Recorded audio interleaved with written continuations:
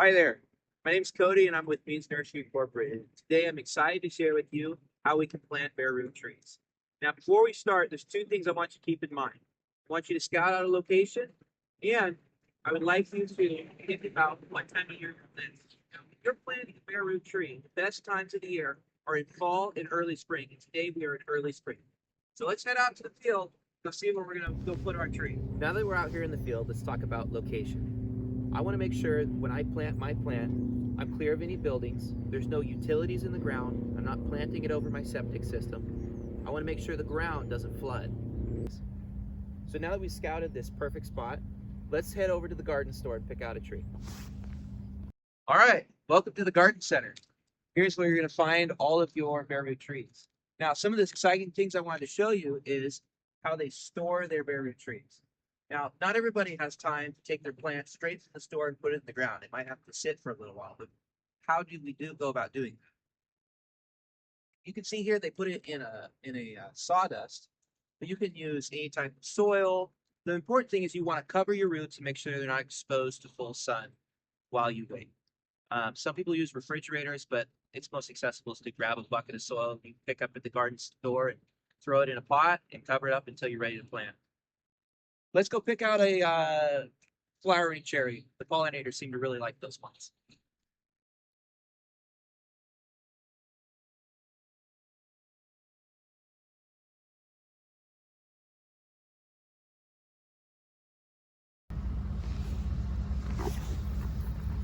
So we're back out in the field right now, and I want to show you a couple things. So we have a good healthy root system here. And I wanted to show you the grafting because when we get to planting, we want to make sure this graft is 2 to 3 inches above the ground. You can take a measure tape and you can measure your root system because you want your hole to be twice the size of the root system. So about 2 feet. Take a look at this real quick. Okay, so we're about 16 inches. So we'll probably dig a 32-inch hole. We'll break ground right over here.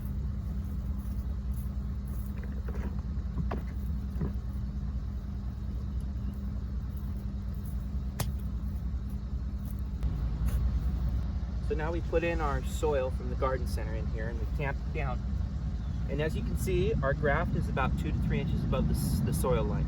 The reason you want to do that is because what they've done is they've taken a desirable root system and they've attached it to your desired plant. And it's like having an open wound. You don't want to put it in the dirt. It's a great way to get an infection in that plant. Now, as far as taking care of this plant from here on after is I want to probably come back every 7 to 10 days and I need to water this.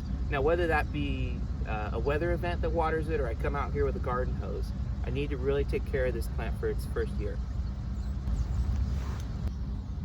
What's in the soil? I get this question all the time. Now, you'll find premixes or the whole shebang all together at a garden store. Something that's easy off the counter is a 13-13-13. That's 13 parts nitrogen, 13 parts phosphorus, and 13 parts potash. And then you just follow the bag. And here's one more thing. Many times it's actually a very good idea to put a stake in the ground next to your plant and actually tie your trunk to the stake. So if you're a landscaper or you want your trees to look good and straight after a couple years, having that stick on there will keep that trunk from deforming.